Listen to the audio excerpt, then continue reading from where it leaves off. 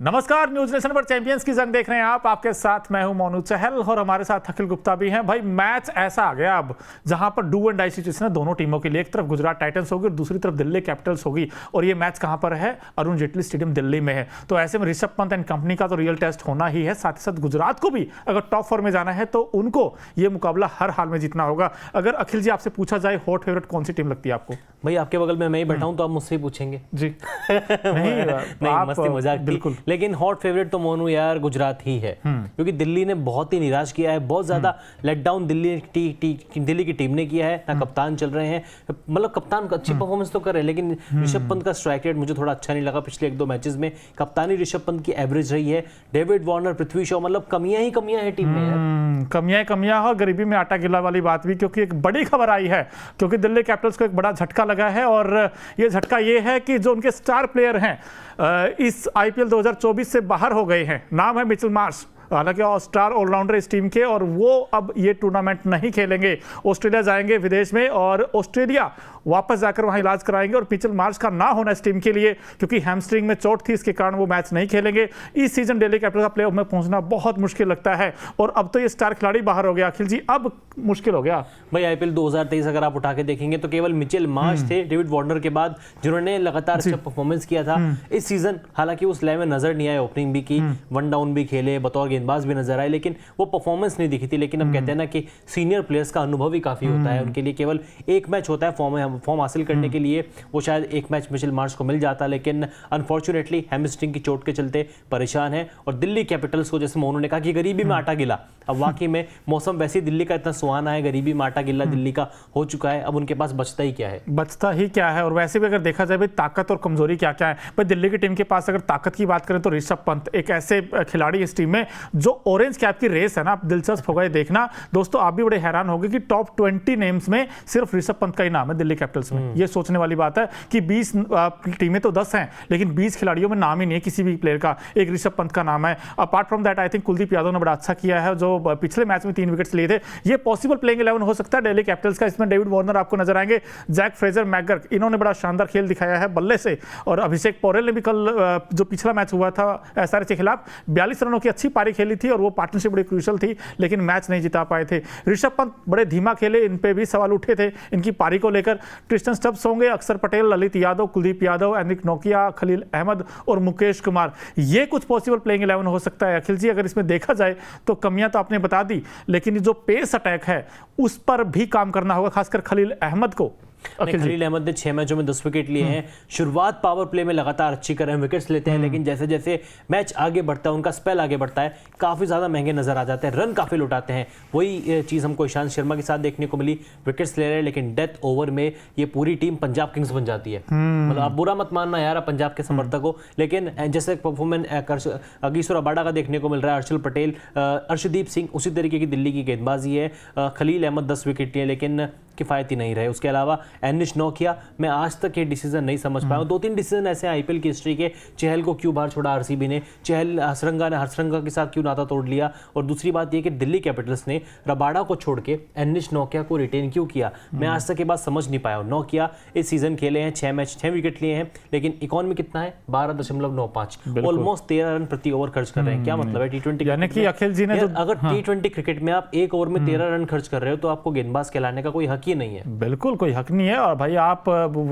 जो दूसरे गेंदबाज है, पेस अटैकर, आप दूसरी टीमों को देखोगे बड़ा शानदार रहा है। कई ऐसे गेंदबाज हैं जिन्होंने अच्छी गेंदबाजी की है, लेकिन कुछ का पेस अटैक बड़ा कहते हैं ना बिल्कुल ही लो रहा है। चाहे आपने जो कंपेयर किया है डीसी को, आपने पीबीकेएस मेरी टीम से किया है, भाई आरसीबी का तो हाल वही है ना, उनका भी तो हाल बेहाल है। सिराज को देखो, मैं इसीलिए आरसीबी में चला गया कि यार गलतियां उनकी भी है, मुझे लगा यार दोनों चीजें बैलेंस करनी पड़ेंगी, वरना मोनू बुरा मान जाएगा। नहीं यार, और कुछ मुंबई इंडियंस का भी पेस अटैक इसी से मिलजुल खाता अगर बुमराह को हटा दिया जाए तो, क्योंकि उनका पेस अटैक भी अभी हाल बेहाल ही है दोनों टीमों का। लेकिन अब डीसी वर्सेस जीटी में अगर आप देखें तो भाई हमने दिल्ली की बात की, गुजरात की तरफ अगर जाएंगे तो जीटी के लिए शुभमन गिल ने आउटस्टैंडिंग बैटिंग की है, और यहां पर रिद्धिमान साहा होंगे, शुभमन गिल, डेविड मिलर और उमर जई, इनका भी बड़ा इंपॉर्टेंट हो जाता है, क्योंकि बैट और गेंद के साथ इनको काम करना होगा और पावर प्ले में विकेट निकालने पड़ेंगे, क्योंकि अच्छे गेंदबाज हैं। शाहरुख खान होंगे, राहुल तेवतिया फिनिशर के नाम से जाने जाते हैं, राशिद खान।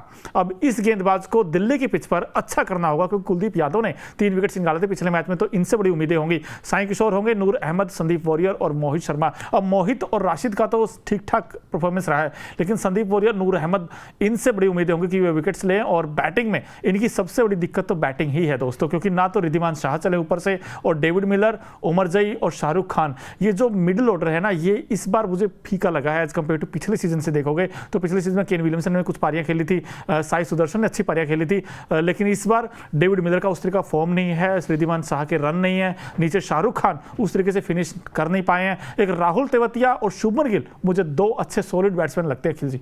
अब कह सकते हो कि राहुल तेवतिया और शुभमन गिल, क्योंकि शुभमन गिल ने परफॉर्मेंस किया है, 50 आती है हाफ सेंचुरी में, उसके बाद कंसिस्टेंट फॉर्म मैं कहूंगा कि शुभमन गिल की भी नहीं थी, लेकिन लोअर ऑर्डर में केवल राहुल तेवतिया इकलौता ऐसा खिलाड़ी है जो मैच दर मैच रन बना रहा है। स्ट्राइक रेट भी 130 140, मतलब जितना स्ट्राइक रेट हम उम्मीद करते हैं राहुल तेवतिया से वो देखने को मिला। साई सुदर्शन परफॉर्मेंस शुरुआत के 6 मैचेस में थी 31 30, मतलब 30 से कम तो उसको एक भी स्कोर नहीं था, लेकिन क्या फायदा इस स्कोर का जो आपकी टीम के काम ना आए। आपको शुरुआत मिल रही है, एज ए ओपनर आपको आजमाया गया, 1 डाउन आप बैटिंग करने आ रहे हो, उसके बाद भी आप बड़ा स्कोर नहीं कर पा रहे। 30 31 45 39 इनसे काम नहीं चलता बॉस। T20 क्रिकेट में आपको बड़ी पारी खेलनी पड़ती है। उसके अलावा डेविड मिलर इनकंसिस्टेंट रहे, अब बीच में इंजर्ड भी हुए, फिट होकर वापसी की तो कुछ नहीं कर पाए, ना पंजाब के खिलाफ चले ना पिछले मैच में चले। उम्मीद है कि इस मैच में शायद उनका बल्ला चलेगा, क्योंकि अब डीसी के अलावा जीटी के लिए भी हर एक मैच में फूक फूक कर कदम रखना है। अगर मैच हारे तो आप प्लेऑफ से बाहर हो जाएंगे। बिल्कुल, क्योंकि अब तो मैच भी बड़ा है और इसमें कड़ा इसलिए हो जाता है क्योंकि अगर आप आज हार गए दिल्ली कैपिटल के साथ, फिर तो आपका जो प्लेऑफ की रेस है ना बड़ी मुश्किल हो जाएगी, क्योंकि सामने देखिए ना 3 टीमों ने क्लैरिटी दे दी है। आरआर सबसे ऊपर है, इनका चेहरा मुस्कुराएगा अभी आरआर का नाम लेते ही, उसके बाद केकेआर भी होगी, एसआरएच भी होगी, वो 3 तो सॉलिड है टीम है, वो तो चली जाएंगी, हमें लगता है ऐसा अभी तक तो एज ऑफ नाउ। बट जो नंबर 4 की लड़ाई उसमें एलएसजी भी होगी, सीएसके भी होगी, गुजरात भी, मुंबई भी, लेकिन मुंबई का बहुत मुश्किल हो गया क्योंकि वो पिछला मैच आरआर से हार गए हैं। ऐसे में अगर डीसी को अगर प्लेऑफ में जाना है, अपनी उम्मीदों को जिंदा रखना है, तो ये मैच हर हाल में जीतना होगा। तो ऐसे में अखिल जी दिल्ली कैपिटल्स नीचे लगी हुई है, गुजरात पिछला मैच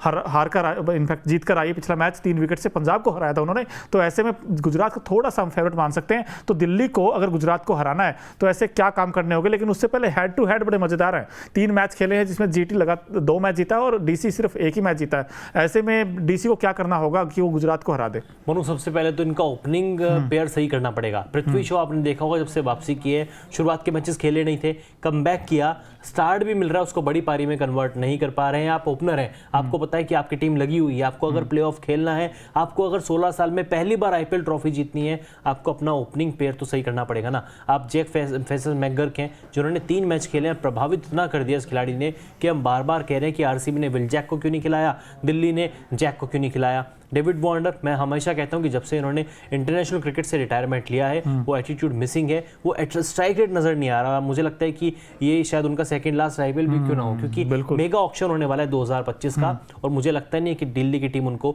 रिटेन करेगी, क्योंकि परफॉर्मेंस बहुत ही खराब रही है। पहला काम तो ये करना पड़ेगा कि बल्लेबाजी को, टॉप ऑर्डर को सुधारना पड़ेगा। दूसरा काम, पिछला मैच में हैदराबाद के खिलाफ ये टीम मैच जीत सकती थी, लेकिन स्ट्राइक रेट ऋषभ पंत का मुझे अच्छा नहीं लगा, क्योंकि उन्होंने पारी को आके बना दिया। वहां पर अगर वो सॉलिड खेल के थे, तो तूफानी बल्लेबाजी करते तो निश्चित रूप से दिल्ली को मैच जिता सकते थे। एक हाई स्कोरिंग चेज देखने को मिलता। ऋषभ पंत कहीं ना कहीं प्रेशर अपने ऊपर ले रहे हैं, प्रेशर हटाना पड़ेगा। तीसरा काम करना पड़ेगा इस टीम की तेज गेंदबाजी को। खलील अहमद विकेट्स लेते हैं पावर प्ले में, लेकिन क्या फायदा उन पावर प्ले में विकेट लेने का जब डेथ ओवर में 18 19 20 में आपको झोली भर के रन खर्च करने हैं। क्या फायदा पावर प्ले में विकेट लेने का? तो खलील अहमद को अपनी लाइन लेंथ पे काम करना पड़ेगा। ईशांत शर्मा के लिए भी ये चीज लागू होती है, और यही सेम चीज लागू होती है अगर प्लेइंग 11 में खेलते हैं एनरिच नोकिया, उनके लिए भी। बिल्कुल, आपने 2 बड़े अच्छे पॉइंट्स उठाए। एक तो ऋषभ पंत को लेकर 35 से 45 बनाए थे, वो मैच विनिंग नोक तो नहीं थी दोस्तों, क्योंकि आप जब इतना बड़ा टारगेट चेंज करते हो, हुआ था बिल्कुल मैच वो बना हुआ था, लास्ट 11 ओवर में सिर्फ 68 या 70 रन बने हैं डीसी के, तो ऐसे कैसे मैच जीत सकते हो? और वो जो मोमेंटम मिल गया था उन्होंने, जहां पर आप अभिषेक पोरेल अच्छा खेल रहे थे, मैकगर्क अच्छा खेल रहे थे, ऋषभ पंत को उसी पेस पर रन बनाने थे, लेकिन वो नहीं बना पाए थे। खलील अहमद का हम बात कर रहे थे बार बार कि खलील अहमद, छोटा मैदान है दिल्ली का, तो शॉर्ट ऑफ लेंथ गेंद कर रहे थे, बार बार पटकी हुई गेंदें और वो स्टैंड्स में गेंद जा रही थी, उनको भी थोड़ा सा अपने गेंदबाजी में इंप्रूव करना होगा। लेकिन अगर पूछा जाए आपसे अखिल जी, अब एक्स फैक्टर अगर आपको कोई लगता हो दिल्ली की टीम में, जो कहते हैं ना सबसे बड़ा मैच विनर होगा या ट्रम्प कार्ड साबित हो सकता है दिल्ली के लिए, जो दिल्ली को मैच ही जिता देगा, ऐसा कोई प्लेयर लगता है आपको? यार दिल्ली की टीम में एक ही नाम है, कुलदीप यादव।